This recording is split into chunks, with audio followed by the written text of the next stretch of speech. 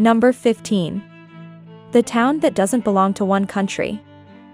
Welcome to Barrancos, the strangest little town on the entire Iberian Peninsula, a place where the border between Portugal and Spain isn't just blurry, it practically disappears. Walk down one street and you're in Portugal, stroll a few steps in another direction and suddenly, Spain claims you. This is the only place in Europe where two nations blend so deeply that, for centuries, maps didn't know which country truly owned it. The people here speak Barranquenho, a rare dialect that fuses Portuguese and Spanish in such a unique way that even UNESCO calls it a linguistic treasure in need of protection. And even though modern maps now officially mark Barrancos as part of Portugal, its spirit will always belong to both nations. Architecture, food, music, it all carries a taste of two worlds in one. Number 14. The Coffee and Cinnamon Queens of Portugal. If beauty had a capital city, Portugal might just win the crown. The women here are lovingly nicknamed the Coffee and Cinnamon Queens because of their sun-kissed skin, warm brown eyes, and effortless Mediterranean charm. But it isn't just looks that captivate people. Portuguese women are known for their friendly, open nature. A 2023 European survey revealed that Portugal is among the top 3 countries where locals marry foreigners most often. Why? Maybe it's the easygoing culture, maybe it's the romantic ocean sunsets, or maybe it's the way they make visitors feel instantly welcome.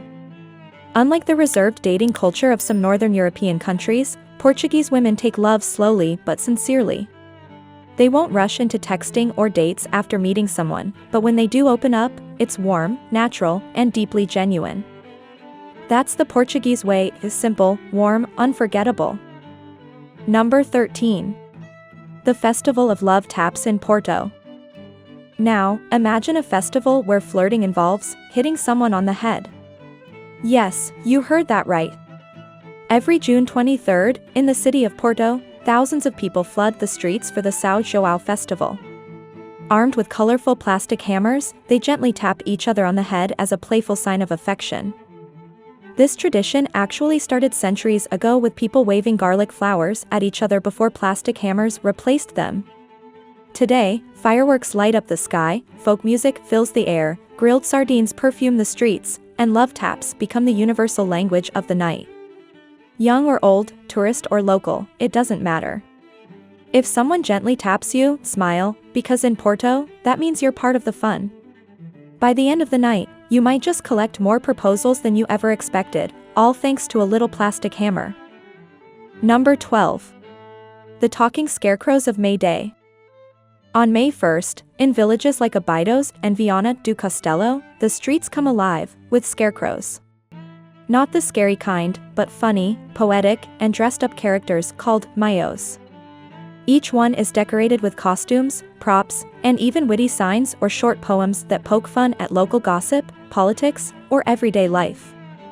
Some are dressed like famous celebrities, others carry signs with jokes about village scandals. It's like the whole town shares one giant, cheerful sense of humor. This tradition began in the 19th century to celebrate spring and scare away evil spirits. Over time, it transformed into a creative festival of laughter and art. Walk through any village on May 1st, and you're basically reading the town's entire social diary, told by scarecrows with big smiles. Number 11. The 6 p.m. neighborhood that changes faces. Lisbon, the bright capital of Portugal, hides a place that doesn't appear on tourist maps, the Bairro 6 de Maio. After 6 p.m., locals and even taxi drivers quietly avoid it. Why? It's complicated. This neighborhood has high unemployment and is home to many immigrants from African countries once connected to Portugal, places like Angola, Cape Verde, and Guinea-Bissau. But beneath the tough exterior lies a beating heart of creativity.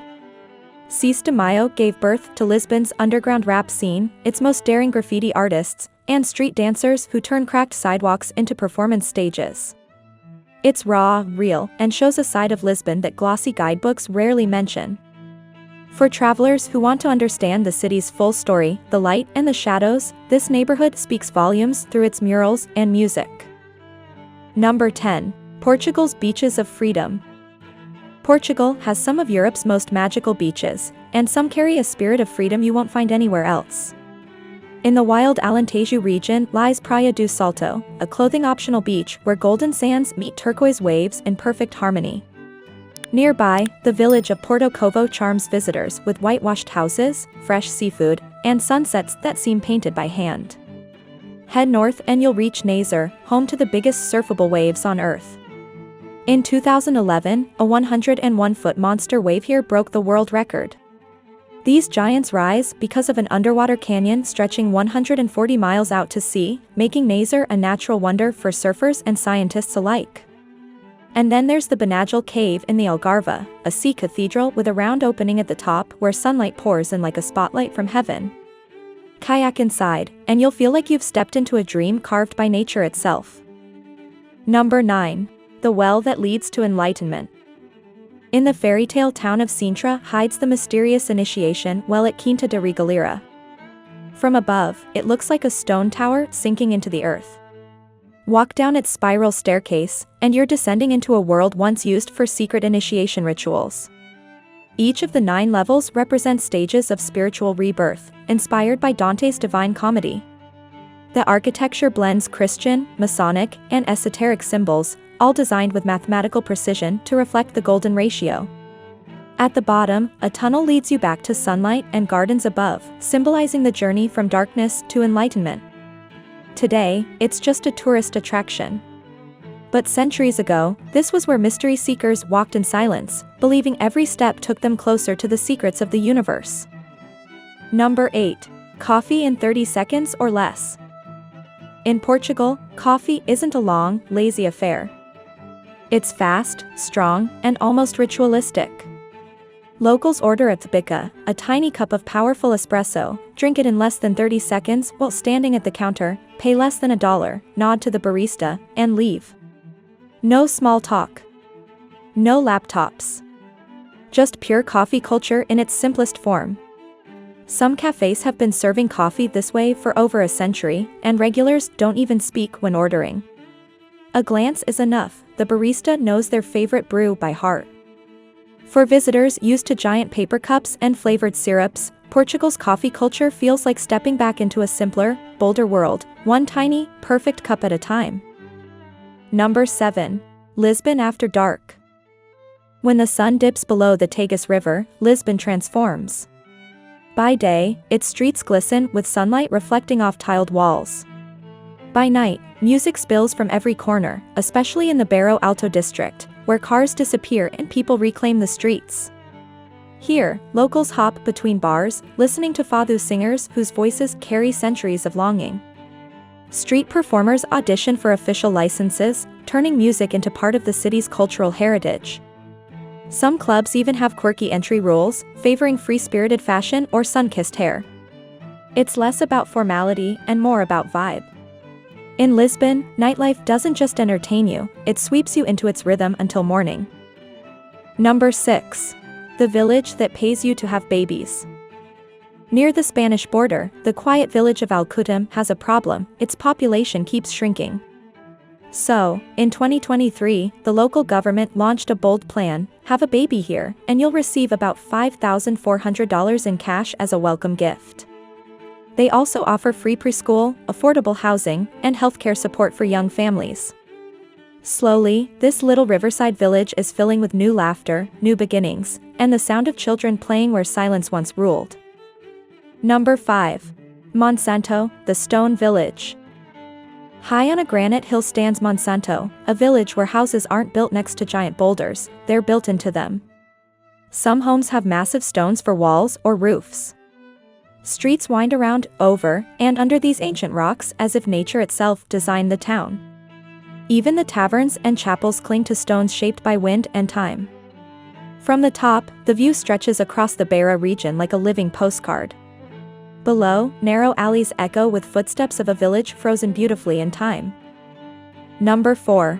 How to see Portugal like a local. Start in Lisbon. Watch the sunrise over the Belém Tower. Wander through the Jerónimos Monastery where explorers once prayed before sailing into the unknown. Ride the tram through Alfama's steep hills. Then take a short train to Sintra, where palaces wear colors as if painted by fairy tales. Portugal isn't just visited. It's felt in quiet cafes, in tiled streets, in sunsets that melt into the Atlantic. Number 3. Festivals you won't believe exist. Every 4 years in Tomar, hundreds of women balance towering trays of bread and flowers on their heads for the Festa dos Tabuleiros, a tradition dating back centuries, symbolizing generosity and faith. In Potence, men in wooden masks and colorful costumes chase villagers during carnival, ringing bells to wake up the coming spring. UNESCO even declared it part of humanity's cultural heritage. And in Braga, during Easter, a silent procession climbs the Bom Jesus Hill, no music, no chatter, just footsteps and devotion echoing under the stars. Number 2. Portugal on a plate. The Portuguese eat with the soul of poets. Salt cod, bacalhau, comes in over 365 recipes, one for each day of the year. Sardines grilled on summer streets fill neighborhoods with irresistible aroma. And then there's the pastel de nata, the world-famous custard tart, crispy outside, creamy inside, invented by monks and still baked from a secret recipe centuries old. Pair it with port wine, a sweet, strong drink sipped slowly after meals, and you taste Portugal's history in every bite. Number 1. Living the good life for less. Here's the surprise: Portugal offers one of the best lifestyles in Europe at a fraction of the cost. A comfortable life here costs about $1,400 per month, nearly 60% cheaper than in the US. Or France. Rent, healthcare, transport, even dining out, all surprisingly affordable. Retirees love it. Remote workers love it. Dreamers love it. Because Portugal proves that beauty, culture, and quality of life don't have to come with a heavy price tag.